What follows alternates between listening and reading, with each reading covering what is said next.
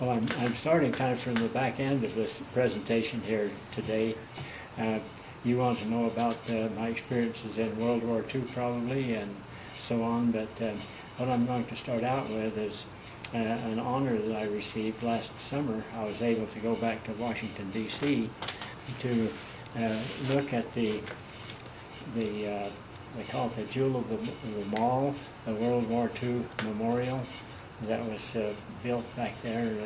It's between, they call it the Mall. This is the Lincoln Memorial back here in the center of the picture, and on the other end of the mall is the what is it, the Washington Monument. Is on the other end of the mall. Do you mind if I look at it? Yes. And so we had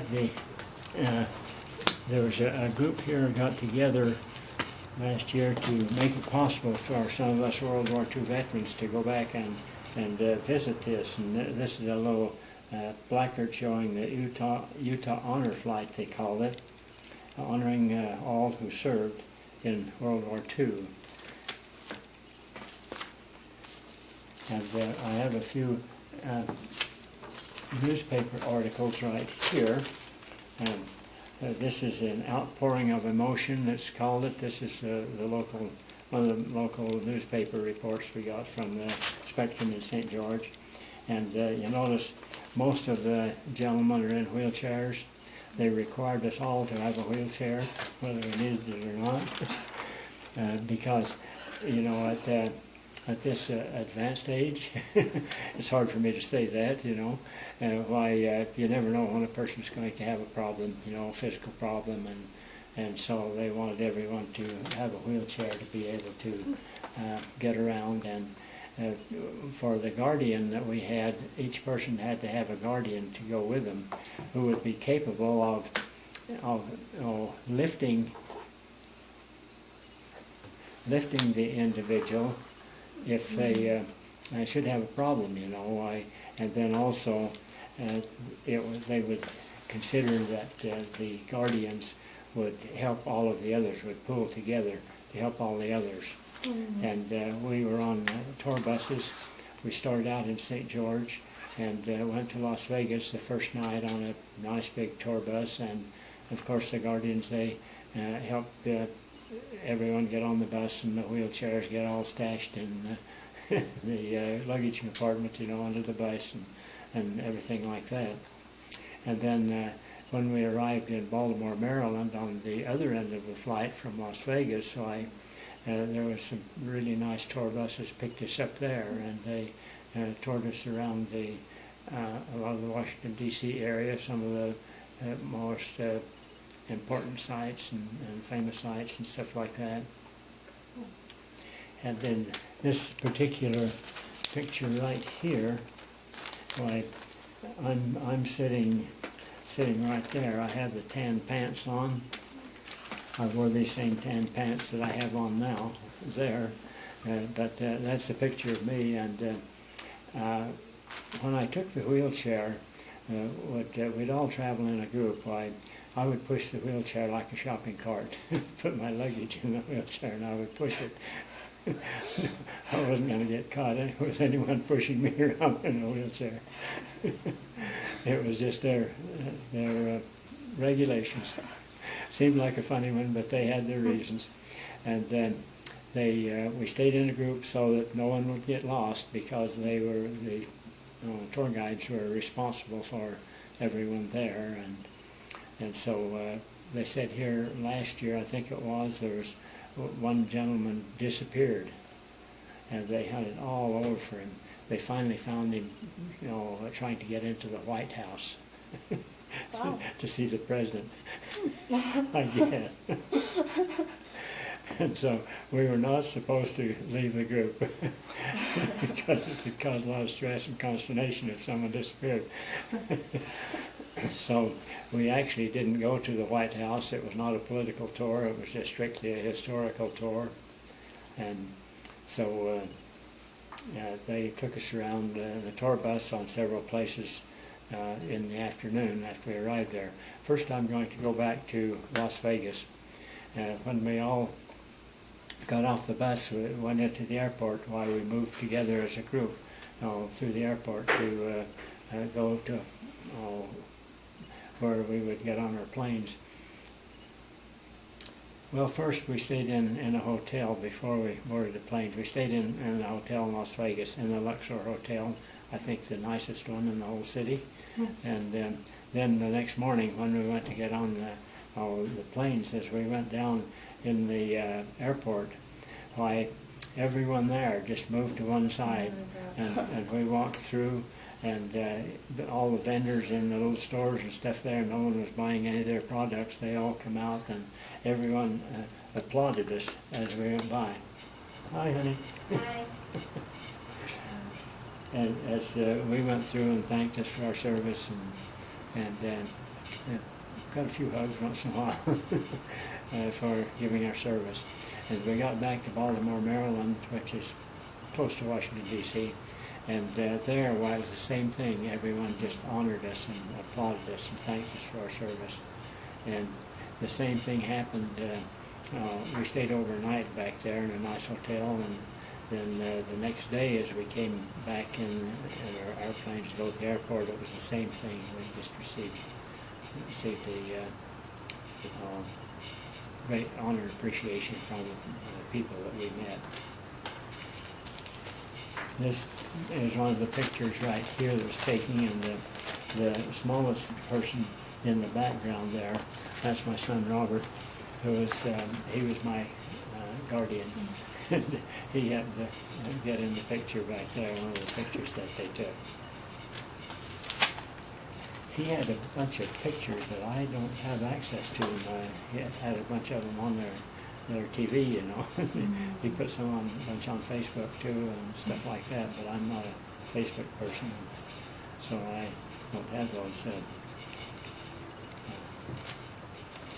Okay, now I'm going to go back and kind of start over. And this is my graduation picture from high school in 1944.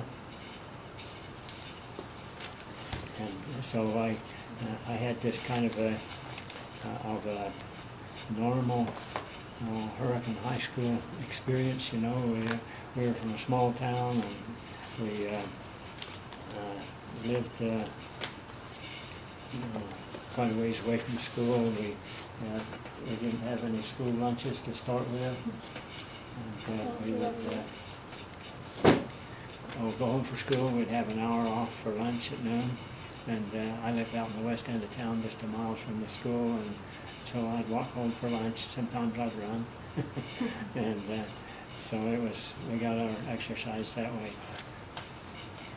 And then I was drafted into the Army. They call it. They drafted us. Everyone had to sign up to be inducted into the military if they were physically able.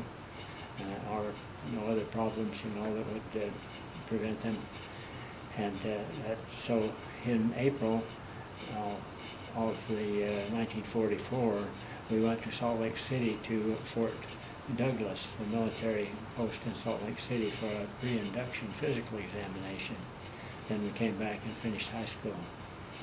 And I got my dad arranged for me to get a 30-day deferment of my entry into the military, because we had a field of wheat growing on our dry farm, which incidentally, part of that wheat field, one corner of it, is right where the Apple Valley City Center is now, right where that building is sitting.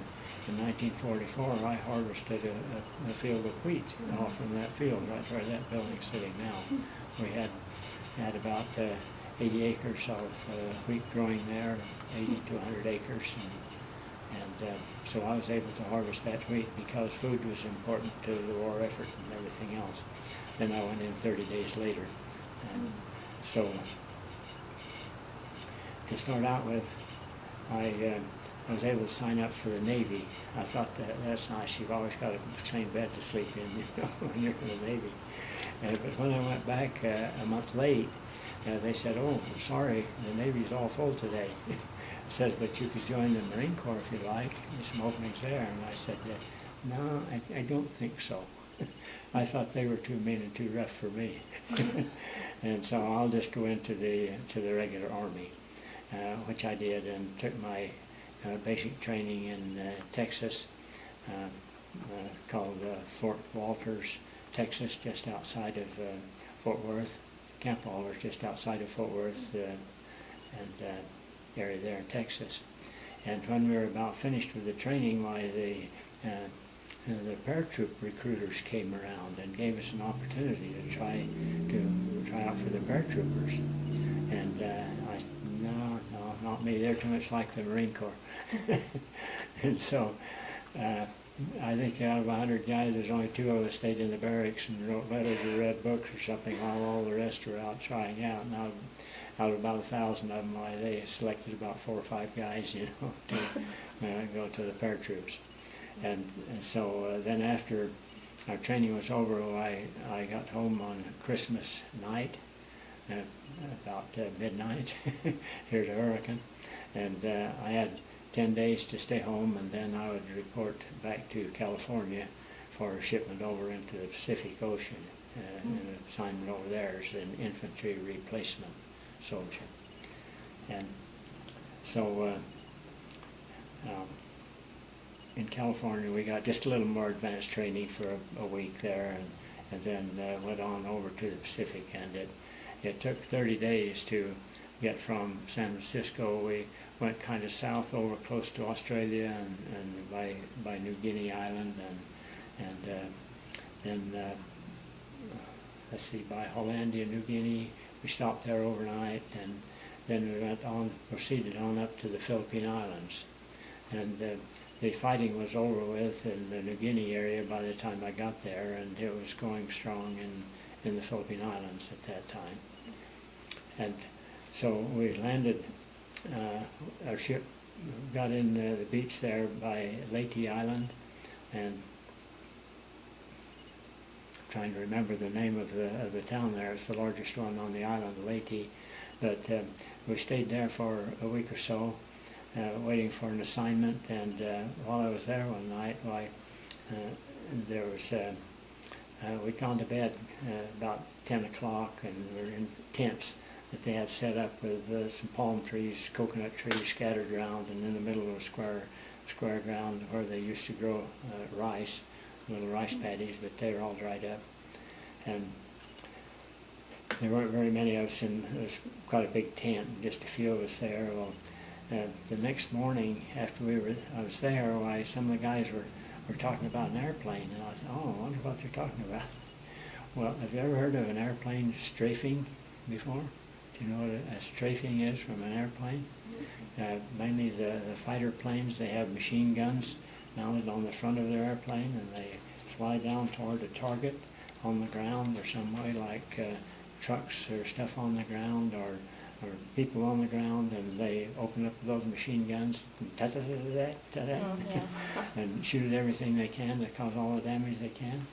Well, it happened that about 10:15, a Japanese Zero fighter plane strafed our place right there, our tents and everything like that, came right across with his guns blazing, and there was one guy was up talking to the sergeant. We called it the street. It was just an area between 2 tents, and it was kind of moonlight. But he was talking to the sergeant, and after 10 o'clock, when he was supposed to have been in bed, he was going back, and they heard this airplane coming, and the sergeant ran out and looked as this guy was going down the street. Those bullets were kicking up the dust right at this guy's heels. And the old sergeant was laughing and says, "He sure did run." That was funny. Well, okay, I slept right through it. I didn't even wake up. I was sound asleep. There's one of the other guys in our tent. There was only about 4 or 5 beds in this tent, and one of the guys, we were sleeping in fold-up canvas cots. You know, they fold them up into a bundle. he was sleeping in that tent, and when it came, heard it coming, why, he jumped out and crawled under his canvas cot for protection. Wouldn't that give you a lot of protection? Yeah. Another guy was, he didn't put his mosquito net down before nighttime, and he had a few mosquitoes in his mosquito net, and he had a little flashlight in there trying to find those mosquitoes and kill them. And we weren't supposed to have lights on, but it wouldn't show up much. But anyway, he got tangled up in his mosquito net trying to get out of his bed. So yeah, some funny things happened anyway. And then this, and so far as I can tell, that was the last Japanese Aero fighter plane to fly a combat mission in World War II.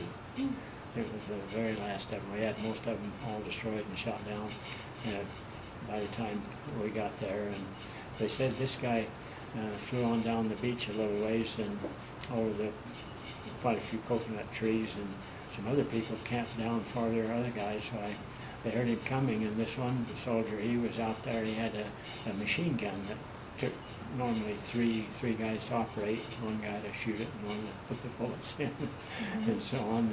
And he was cleaning it or something, and they didn't have it mounted on his tripod like this camera is at that time, which you have it on the shooters on a tripod, more than that.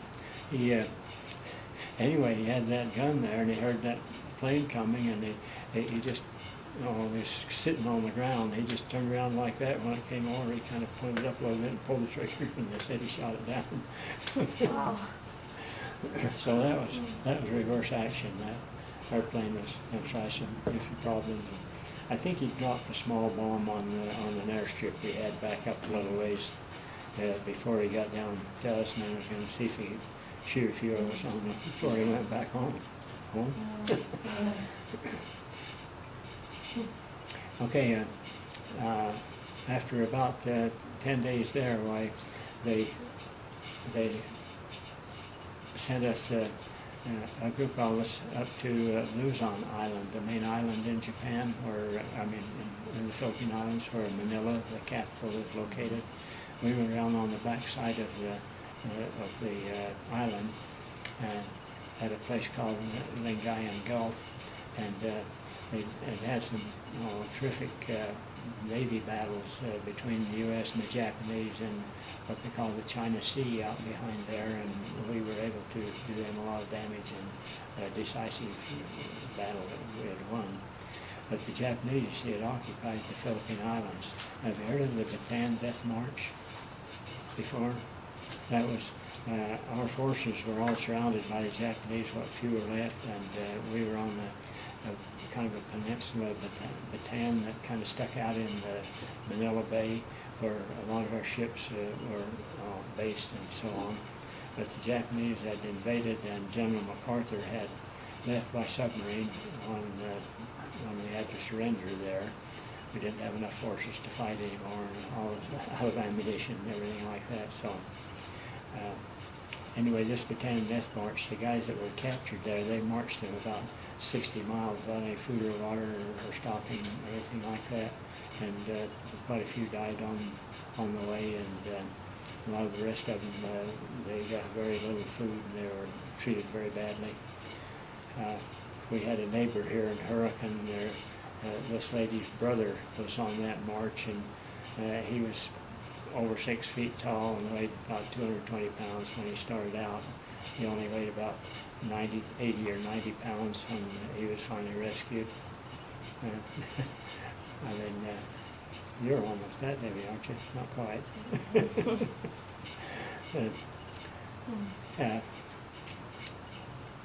So anyway, at that time, they read out 200 names and said, you guys are going to the 11th Airborne Division.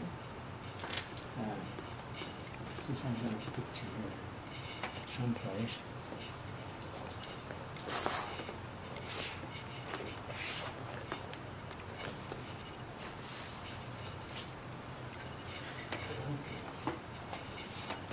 Here's a picture right here, and this is our shoulder patch for our uniforms right there. It says Airborne with the 11 on it, the 11th Airborne Division. And I said, that's a parachute. That's a paratrooper outfit, isn't it? Yeah. All the places I had a chance to go and I didn't want to go, now I was being sent there. And